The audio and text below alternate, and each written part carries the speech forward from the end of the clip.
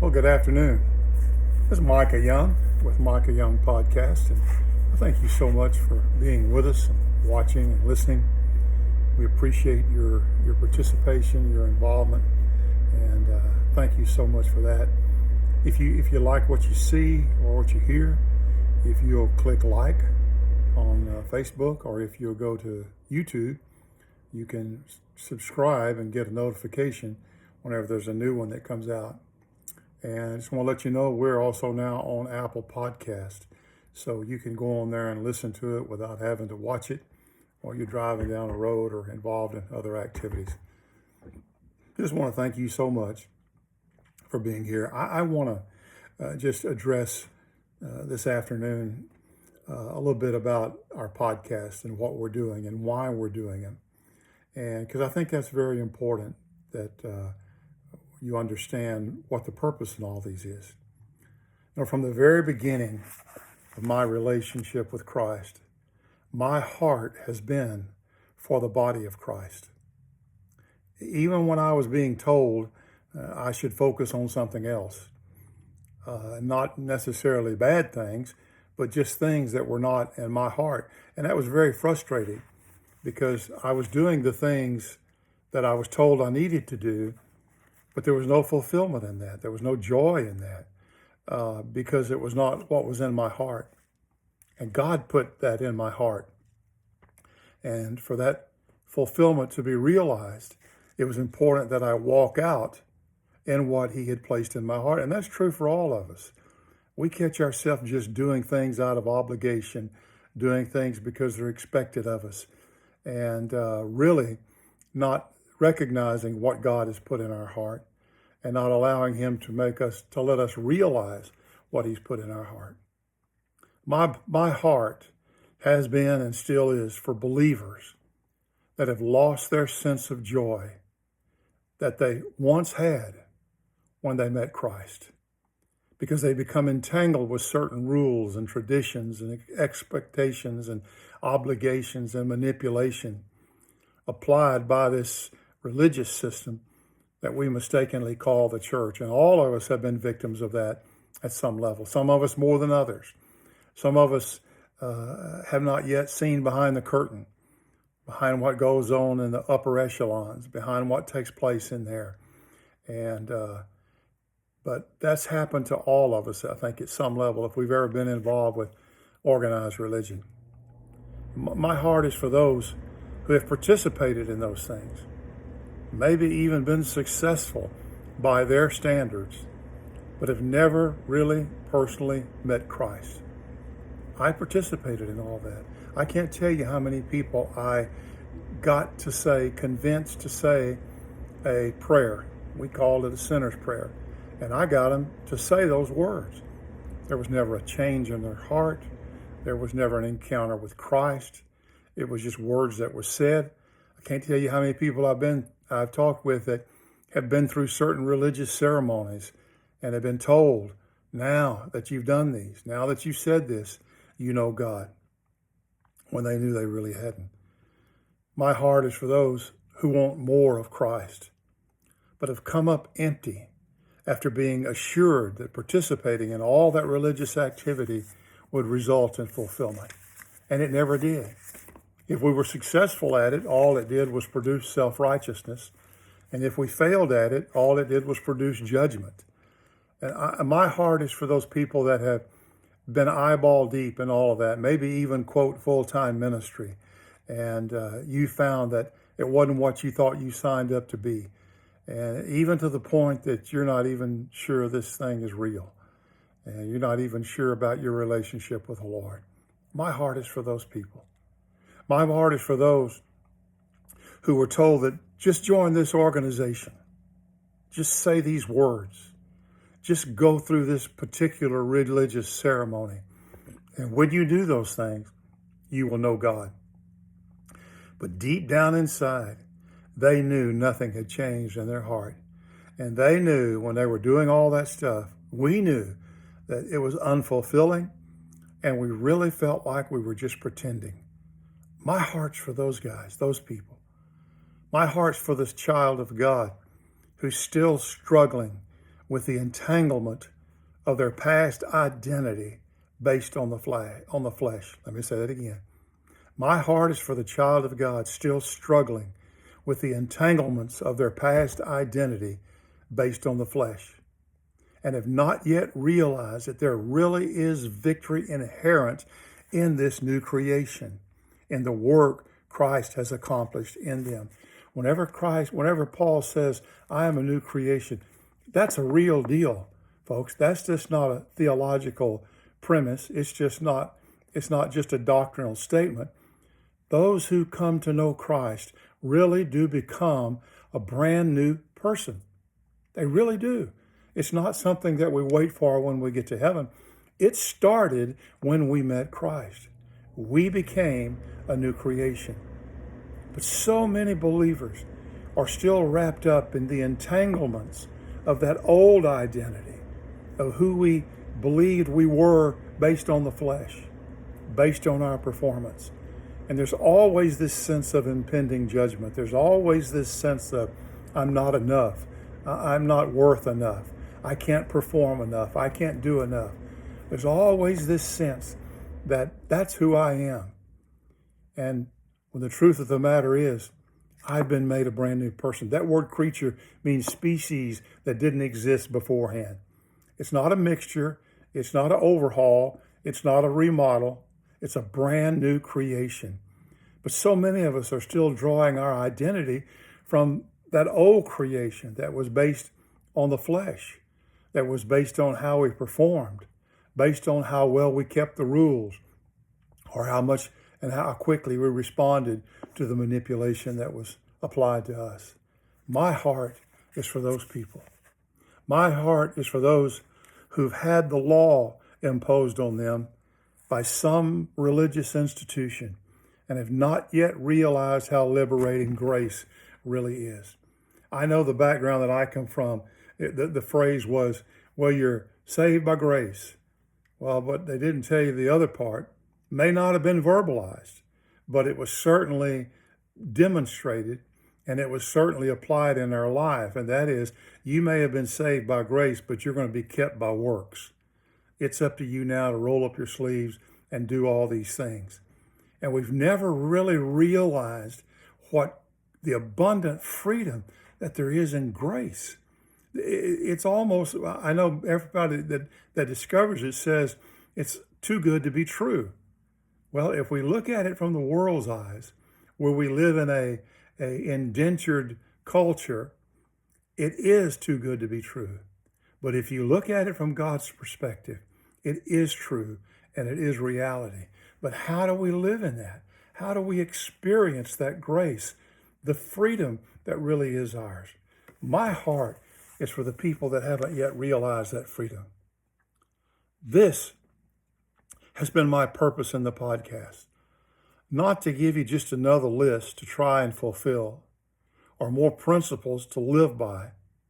Rather, I want to encourage people into genuine, real, honest fellowship with a Father who absolutely and radically loves them.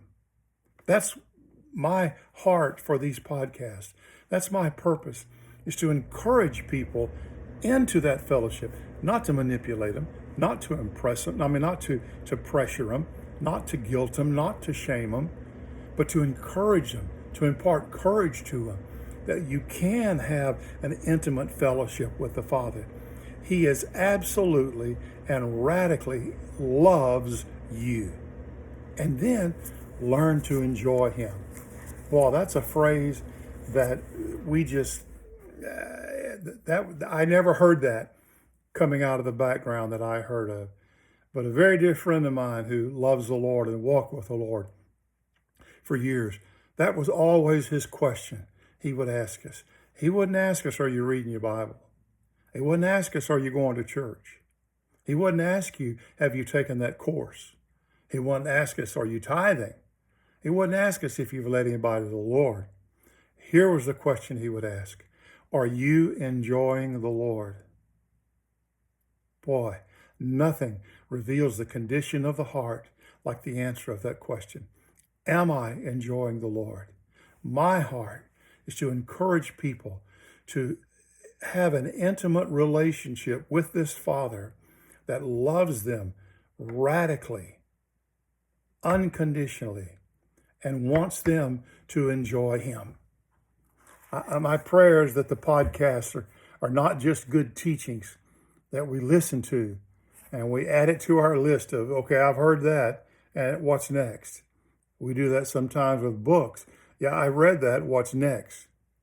My desire is that the instructions that I try to share in that will result in having a more intimate fellowship with the Father. If it doesn't, then it'll just become more law that'll bring more judgment and more shame whenever we fail. And it absolutely will not benefit us in our spiritual walk with the Lord. You know, it's kind of like years ago, there was a book by Jim Fix, and it was called A Complete Book of Running. And it was that. It was when jogging first started. This was back in the 70s, whenever jogging became a real thing. And he wrote this book, The Complete Book of Running. But to just listen to podcasts and just chalk it up as, yeah, I've heard that, would be like us buying that book on running, sitting on the living room couch with a Diet Coke and a bag of Cheetos, and read that book. Be diligent to read that book. And then when we get through, close it and feel like now, because we've read that book, we're runners. It's the same thing. I encourage you to embrace the reality of these truths. My desire is that you would allow the Lord to incorporate them into your heart in His presence. You see, we've shared these podcasts on shame because shame is a key factor in keeping us from knowing this intimacy with the Father. Experiencing shame is a key factor that keeps us from knowing the acceptance that the Father extends to us. It's a key factor in keeping us from knowing the approval that the Father extends to us. And He is extending acceptance. He is extending approval. He is extending His love to us. But this shame produces this sense of worthlessness, this sense of guilt, this sense of condemnation, and it becomes hard to believe that He can enjoy us when we're consumed with shame. In experiencing freedom from shame, it allows us to enjoy the Father's presence without that sense of impending judgment or sense of worthlessness that we often live with.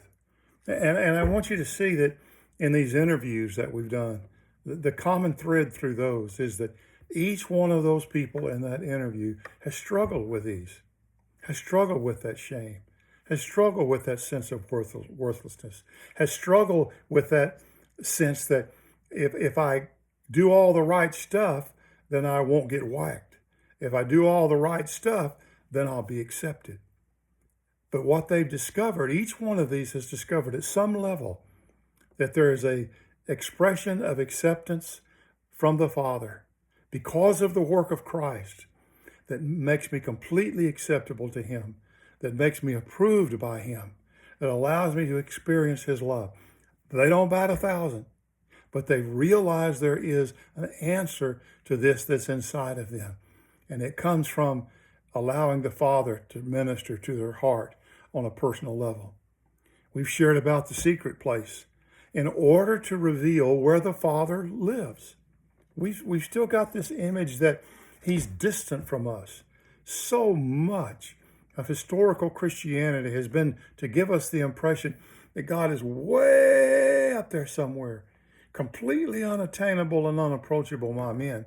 And to make it worse, you've got to have this human being to go to Him for you because you're so worthless you can't go.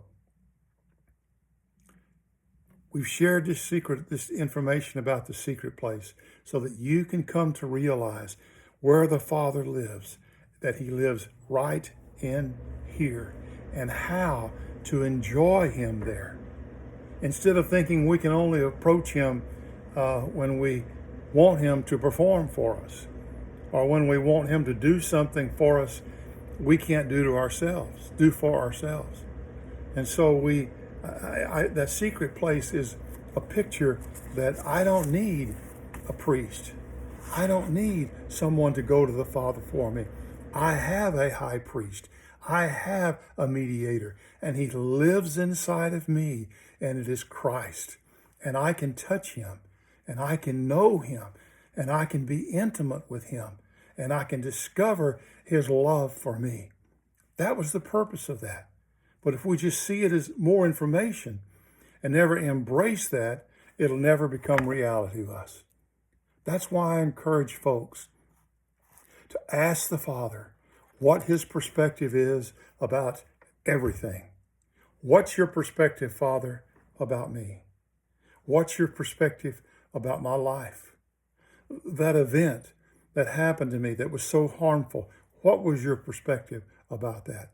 What was your perspective about me when I was so involved in all that gross sin? What was your perspective about me? And ask him to reveal to me what his perspective in everything is. Ask him how he wants to apply the finished work of Christ to my life. Okay, Jesus is on the cross and he cries out, "It is finished." What was finished? And how is what was finished applicable to my life? And this is what's important. Someone said the other day, it was necessary for Christ to finish his work in order for the Holy Spirit to apply it. How does he want to apply that? What does it mean that it is a finished work? What does it mean? Instead of me trying so hard to complete or to make up for what I think he left unfinished. It's kind of like Christ did some, but now it's up to us to finish it out. Truth of the matter is, it's finished. It's complete. Ask the Father what's his perspective of that. My prayer is that you embrace the truths of the Father, quickened from these podcasts, that will result in intimacy with the Father that you've either never known or that you knew at one time, but you've lost. That's my heart. My prayer is that you will embrace whatever in these podcasts that the Spirit quickens. Whatever you realize and hear is reality, is true. That you will embrace that you will receive that. But not only that you will take it to the Father and ask him to make it real in your life. What does it mean that it's finished? Listen, I certainly don't have the answers. I certainly don't have all the answers to what you face in your life. I would be a naive fool if I thought that. I do not have all the answers to what you face in your life. There are some things that are common to all men. There are some things that are particular to you. They're still common to all men.